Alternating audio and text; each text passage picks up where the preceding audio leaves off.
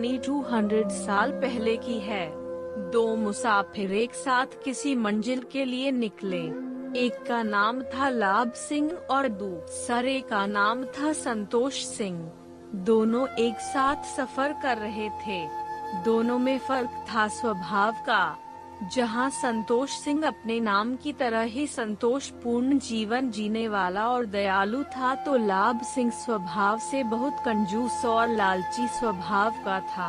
दोनों कई दिनों से लगातार सफर कर रहे थे, इसलिए थकान और भूख से दोनों की हालत खराब हो गई थी।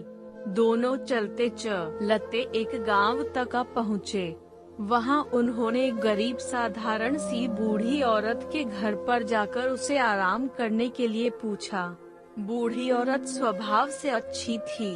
उसने दोनों को आराम करने की जगह दे दी और उनकी हालत देखकर उन्हें खाना भी खिला दिया। बूढ़ी औरत ने दोनों से काफी बातें की और बातों ही बातों में उसे पता चल गया कि दोनों एक बहुत लंबे सफर का एक ही मात्रा लिए निकले हैं। अगले दिन जब दोनों मुसाफिर अपने सफर के लिए जाने लगे, तब उस बूढ़ी औरत ने दोनों को सफर में खाने के लिए रोटियां बांध कर दी। बूढ़ी औरत ने संतोष सिंह को 3 रोटियां बांधी और लाभ सिंह को 2 रोटियां बांधी। उसने ऐसा इसलिए किया क्योंकि उनके साथ की गई बातों से वह दोनों के स्वभाव को अच्छे से जान चुकी थी। दोनों अपने सफर में आगे बढ़े, तब लाभ सिंह संतोष सिंह से बोला, देखो उस बूढ़ी औरत ने मेरे साथ का कैसा पक्षपात किया है।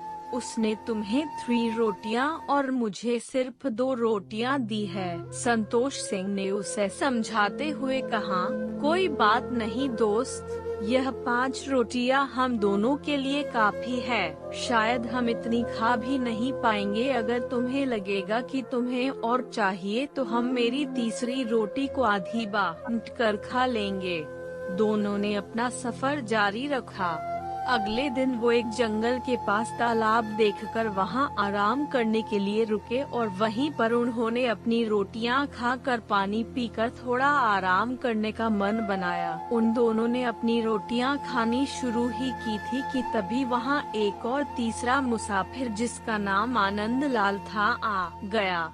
आनंद लाल दोनों से बोला, दोस्तों मैं बड़े लंबे सफर पर निकला हूँ और अब इस बड़े से जंगल में पूरे 40 घंटों से सफर कर रहा हूँ। यहाँ आसपास कोई घर नहीं है जिससे मैं खाने के लिए मदद मांग सकूँ। अगर आप लोग मुझे अपने साथ खाना खाने दे तो मैं उसका मोल जरूर चुका दूंगा।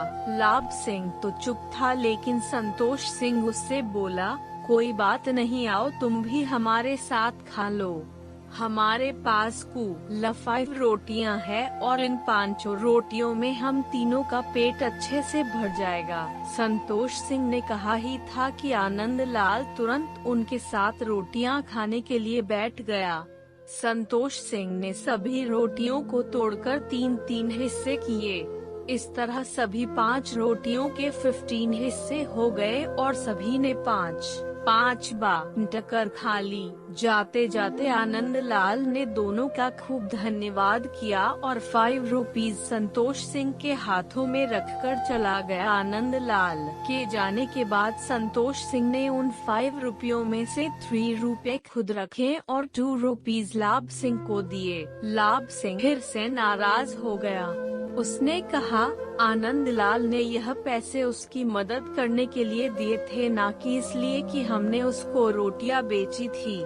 लाभ सिंह संतोष सिंह को बुरा भला कहने लगा। संतोष सिंह को पैसों से ज्यादा फर्क नहीं पड़ता, लेकिन लाभ सिंह की बातें सुनकर उसे भी गुस्सा आ गया। दोनों ने तय किया कि पास वाले गांव में किसी समझदार आदमी से इसका फैसला करवाया जाए। दोनों नजदीक के गांव पहुँचे। वहां पर गांव के सबसे समझदार आदमी के बारे में पूछने पर सभी ने वहां के सरपंच का नाम लिया। दोनों सरपंच के पास पहुंच गए। सरपंच ने दोनों की बातें सुनी और परिस्थिति को समझा और लाभ सिंह को कहा, तुम्हें जितने रुपए मिलने चाहिए थे उससे ज्यादा मिले हैं, इसलिए तुम 1 रुपी संतोष सिंह को दे दो। लाभ सिंह चौंक गया। उसने सोचा कहाँ वो ज्यादा रुपए पाने के सपने देख रहा था और सरपंच ने उसे 1 और रुपया संतोष सिंह को देने के लिए कह दिया। उसने जब ऐसा करने का कारण पूछा तो सरपंच ने समझाते हुए कहा, देखो संतोष सिंह के पास 3 रोटियां थी जिसके 9 टुकड़े किए गए और तुम्हारे पास 2 रोटियां थी जिसके 6 टुकड़े किए गए। तुमने अपने 6 टुकड़ों में से खुद ने 5 टुकड़े खाए और बचा हुआ सिर्फ 1 टुकड़ा ही तुमने आनंदलाल को दिया। यानी कि आनंदलाल को बाकी के 4 टुकड़े संतोष सिंह ने दिए थे। लाभ सिंह को सरपंच के बात माननी पड़ी। सरपंच की समझदारी और सूझबूझ देखकर उसके गांव वाले और संतोष सिंह ने एक ही मात्रा उनकी खूब वाहवाही की। लाभ सिंह को अपने लालच की कीमत चुकानी पड़ी। दोस्तों, एक छोटी सी कहानी हमें कई सबक देती है। पहला सबक, हमें जितना मिलता है उसमें संतोष करना चाहिए।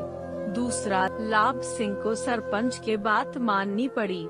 सरपंच की समझदारी और सूझबूझ देखकर उसके गांव वाले और संतोष सिंह ने एक ही मात्रा उनकी खूब वाहवाही की। लाभ सिंह को अपने लालच की कीमत चुकानी पड़ी। दोस्तों, एक छोटी सी कहानी हमें कई सबक देती है। पहला सबक, हमें जितना मिलता है उसमें संतोष करना चाहिए। दूसरा,